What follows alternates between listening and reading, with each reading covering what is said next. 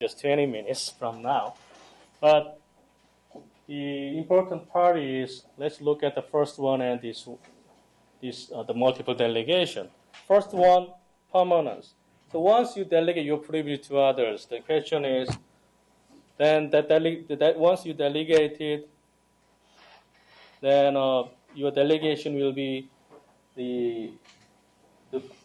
your delegated privilege can be used by the delegate forever, or you have to put some certain time duration so that time is expired and delegation will be revoked.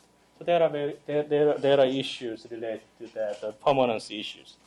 And another issue is, once you delegate your privilege to your coworker, then you should be able to specify, okay, this delegation should be just one step, or my delegation can be delegated further.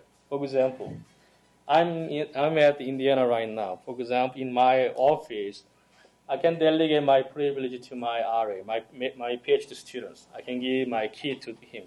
But somehow, right now, he is attending the conference right now. So he has to give my key to another user. So you can provide multiple delegation, like multi-step delegation too. So there are various issues. Anyway, I will mention about the papers that we wrote about these issues, so that if you're interested in these issues, you can take a look at it. So once we identify delegation issues, the next question is obviously revocation. How can we revoke the delegation? So there are a few issues. Cascading revocation. Once you delegate your privilege to another user, and also another user delegate his privilege to another user. Then cascading revocation means if I want to revoke the delegation, you have to look through all the delegation paths, and you have to revoke all of them. Or if you can just revoke the immediate delegation, it will be non-cascading revocation. And another issue is only the delegator can revoke, or any member any member who has the same role can revoke that delegation. So it will be grant-dependent revocation or grant-independent revocation. So we have various issues in revocation as well.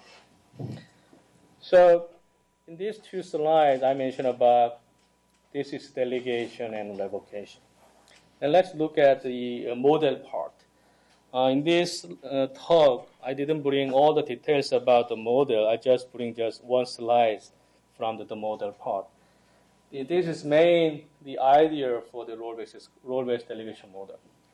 So we look at the role-based access control, and the idea was system administrator has to assign user to a certain role, and before that, the system administrator has to determine the role and the relationship between the role and object.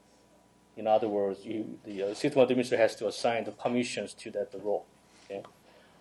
But when you look at the delegation issue, we have to have the new notion called delegator and delegatee. And then also we have original role and delegated roles. So in order to develop the model, we have to have a notion called original user and role relation, and the relation between user and delegated role.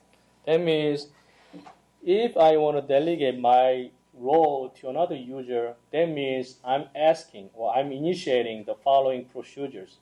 This user has to be assigned to this delegated role.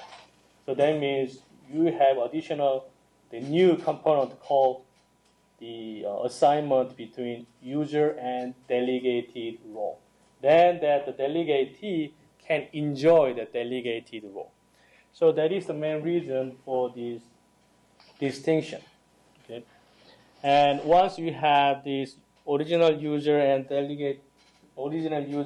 role relation, and original user and delegated role, then you can develop the delegation relation. So once you have delegation relation, you have to have authorization relation. Who can delegate and how? and how much. Okay, so through this can delegate authorization relation, you can specify what kind of role can be delegated under certain condition and how many times. And also you have to have a revocation authorization relation. It can be grant-dependent revocation or grant-independent revocation. Through this revocation authorization, you should be able to enforce the revocation issue. So we have delegation relation and a delegation authorization and revocation authorization. Then to support multiple the multiple delegation, you have to keep track of all the delegation transactions. We call delegation path. So delegation path should be determined. So delegation path, to keep the delegation path, you have to have certain notions. So I will show you that approach that we took later on. And once you have delegation path, and you can collect all the delegation paths together, then it will have some kind of the web.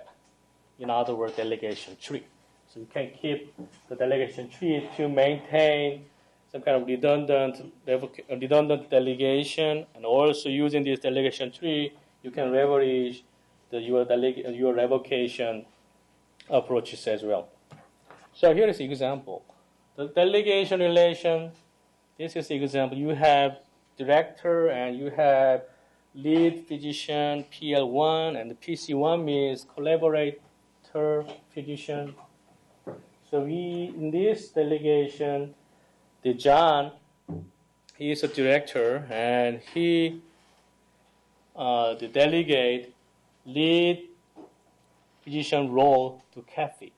And after that, Kathy should delegate collaborator physician role to Mark and Ruiz. And the John, who was the director, he delegate collaborator physician role to the David again. So this is just delegation relation. So this delegation relation should satisfy the can delegate authorization. And once you have this kind of delegation relation, you can easily develop delegation path. And if you can collect all the delegation paths and the delegation relations, then you can develop delegation tree. So using this delegation tree, you can easily debug the delegation, and also you can find whether or not we have any cycle within the delegation or any violation of constraints, etc. So it will be very convenient for you to check. And this is example of weak revocation. This is the same as similar to the previous one. So you have this additional here. So this is a delegation tree, and I'd like to, for example, not the John. He wants to delegate. He wants to revoke the Kathy's role. Kathy's delegated role. In this case, non-cascading weak revoke. So you can just revoke the Kathy's role, but still the Mark and Ruiz, they can enjoy their delegated roles. But if we are trying to support strong and cascading revocation, then whole the subtree, the node will be gone once you invoke the strong revocation modules. That's the example.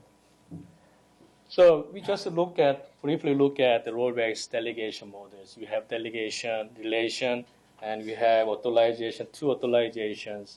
And to support that delegation model, we have delegation path and tree and delegation relation. And once we have the model, we have to specify the policy. We have to specify the rules. And we use rule-based language. There are two reasons for our decision. And is to use rule-based language. Use a rule-based language. You have three concepts: